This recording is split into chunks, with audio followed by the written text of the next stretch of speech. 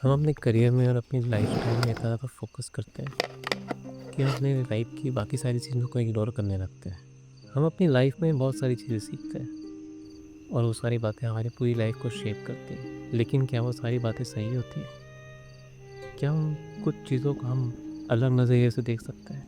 इन्हीं सवालों का जवाब ढूँढते हुए मैं आपके लिए लाया हूँ।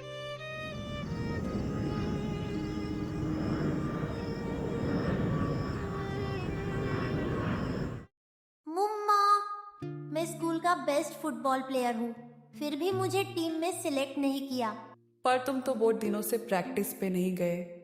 तुमने प्रैक्टिस नहीं करी तो तुम सिलेक्ट भी नहीं हुए ना। मेरे दोस्त बोलते हैं मैं सबसे अच्छा खेलता हूँ, तो प्रैक्टिस क्यों करनी है? When you think you are the best, you will be surpassed by someone who thinks he is not। इसका मतलब है कि जब आप सोचते हो कि अभी आपके पास सीखने को बहुत कुछ है, अभी आपको सब कुछ नहीं आता है, आप बेटर कर सकते हो और अच्छा परफॉर्म कर सकते हो आपकी पसंद की किसी भी चीज़ में, तो आपको नंबर वन बनने से कोई नहीं रोक सकता। और अगर आप फील करने लगो कि आपको सब आता है, आप बेस्ट हो और अब आपके पास इम्प्रूव करने को कुछ नहीं है, तो उसी मोमेंट पे आप बेस्ट होना छोड़ देते हो। ये काफ़ी पैराडॉक्सिकल है, लेकिन ऐसा हमने हमेशा देखा है रियल लाइफ में, मूवीज़ में। जब आप मेहनत करना और आगे बढ़ना छोड़ देते हो, तभी आप पीछे आने लग जाते हो। और हम चाहे कितनी भी कोशिश करें, हम इसको बदल नहीं सकते। आपको पूरी लाइफ मेहनत करनी पड़ेगी अगर आप बेस्ट बनना चाहते हो तो। तभी बोलते हैं कि जो पसंद है वही करना चाहिए, ताकि जब आप उसमें पूरी लाइफ मेहनत करो तो वो आपको मेहनत जैसी ना लगे। आपको एक एक्साइटमेंट हो, आपको अंदर से मन करता रहे कि आप और बेटर परफॉर्म करो और कुछ अच्छा करते रहो, कुछ नया सीखो, कुछ नया ट्राई करो और उसके रिजल्ट्स देखो फिर और अच्छा करो। और ये सारे प्रोसेस में आपको और एक्साइटमेंट फ़ील होती है, आप वो चाहते हो करना, तो बहुत ज़रूरी है कि आपको मेहनत भी मेहनत जैसी ना लगे। क्या हुआ? मम्मा यार, ये ऐसे क्यों रखा था? वहां रखोगी तो गिरेगा ही ना। अगर तुझसे गलती से गिर गया तो कोई बात नहीं, और सॉरी बोलने में कोई बुराई नहीं है। अपने एक्शंस की रिस्पॉन्सिबिलिटी लेना एक समझदार इंसान की निशानी है। इस दुनिया में कोई भी चीज़ परफेक्ट नहीं है। हर इंसान से गलती होती है, हर जानवर से गलती होती है, हर बच्चे से, हर जवान से, गाड़ी चलाने वाले से, साइकिल चलाने वाले से, एक्टर से, पॉलिटिशियन से, सबसे।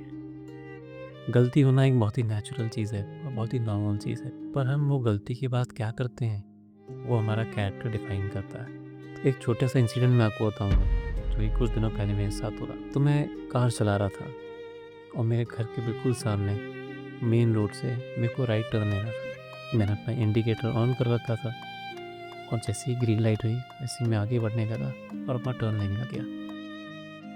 तभी जो ऑपोजिट डायरेक्शन से ट्रैफिक था, ऑब्वियसली उनकी रेड लाइट थी, लेकिन उनमें से 3 लोग वो रेड लाइट तोड़ के आगे बढ़े।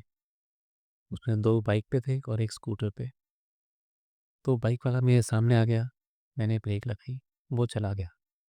लेकिन वो स्कूटर वाला, मुझे ध्यान नहीं है कि उसका ध्यान नहीं था या फिर वो कंट्रोल नहीं कर पाया, लेकिन उसने अपना स्कूटर मेरी कार में ठोक दिया।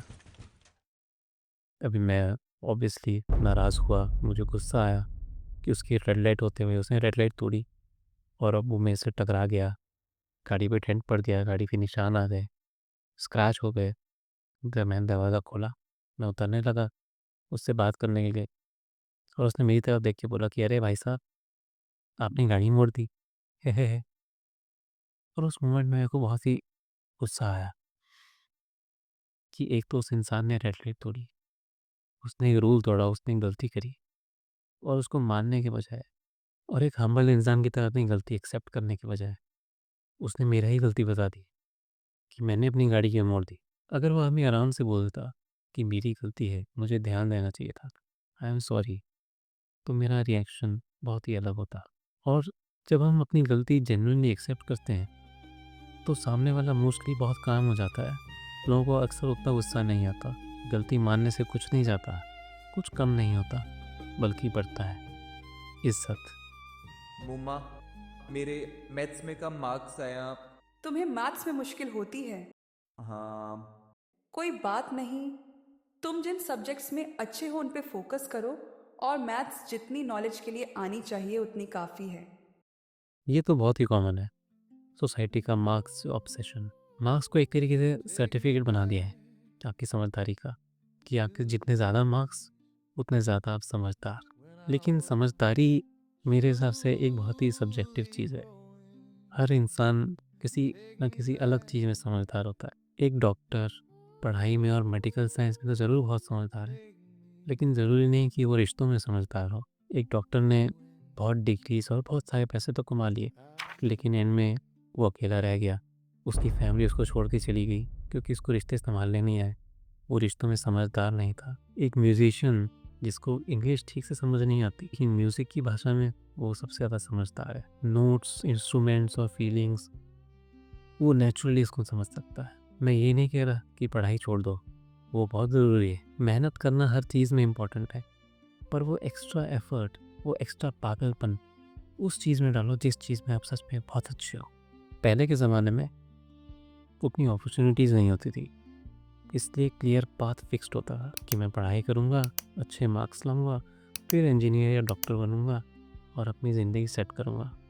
कोई कुछ और करने की सोचता था तो लोग उसको पागल समझते थे, क्योंकि तब चांसेस कम होते थे सक्सेसफुल होने के। लेकिन अब आप कुछ भी करके सक्सेसफुल हो सकते हो। अपॉर्चुनिटीज़ बहुत सारी हैं और उन्हीं अपॉर्चुनिटीज़ के साथ कंपटीशन भी बहुत सारा है, और अपने कंपटीशन से आगे कैसे निकलना है वो आपको समझ नहीं आया तो इस वीडियो का फर्स्ट पॉइंट रिवाइंड करके देख लेना। बेटा, तूने अपना लैपटॉप अपनी बहन को देने से क्यों मना किया? अभी मुझे गेम खेलना है मम्मा। 13 इयर्स से सब इस गेम का वेट कर रहे हैं। पर तेरी बहन को स्कूल प्रोजेक्ट बनाना था, उसको तुझसे ज़्यादा ज़रूरत है ना।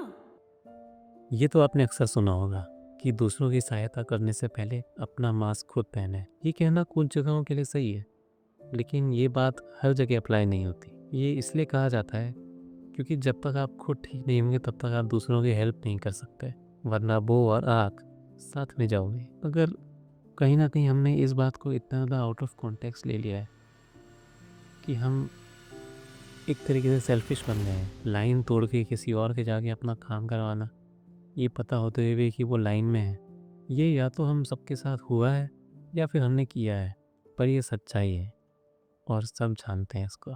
मगर हर सच्ची चीज़ सही नहीं होती। अभी लास्ट पॉइंट इस वीडियो का सबसे इम्पोर्टेंट पॉइंट है। तू इतना क्यों चिल्ला रहा था? भूल गया वो तेरी वाइफ है। अरे मम्मा, प्यार भी तो इतना करता हूँ ना उसे, और जो प्यार करते हैं उनको ही तो गुस्सा करने का हक होता है। मैं भी तुझसे प्यार करती हूँ, मैंने कभी तुझ पे चिल्लाया? जो प्यार करते हैं वो अक्सर ऐसा कर सकते हैं, पर क्या कभी आपने सवाल किया है कि क्यों? क्यों ठीक है प्यार में चिल्लाना, प्यार में हाथ उठाना, और क्या ये सच में प्यार है, या प्यार के पर्दे के पीछे अपनी असली सोच छुपाना? इसमें कहीं हमारी गलती नहीं है, क्योंकि आम घरों में अक्सर ऐसा ही होता है हमेशा से।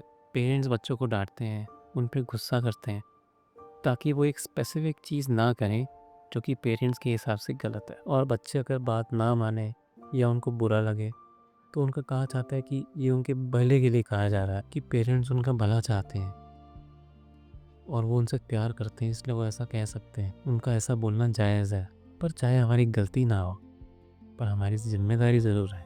आप कैसा सोचते हैं, आप क्या करते हैं, इस पे सिर्फ आपका कंट्रोल है, और आपकी ज़िम्मेदारी है कि आप अपनी तरफ से जो करें वो सोच समझ कर करें। हमारे पास हमेशा एक चॉइस होती है। ऐसा ज़रूरी नहीं है कि जो होता आ रहा है वही सही है और आगे भी वैसा ही होना चाहिए।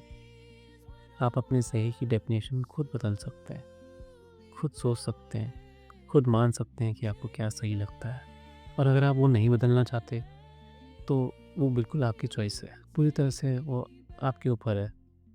पर फिर जो आप दूसरों के साथ करोगे वैसा आपके साथ भी हो, उसके लिए रेडी रहना।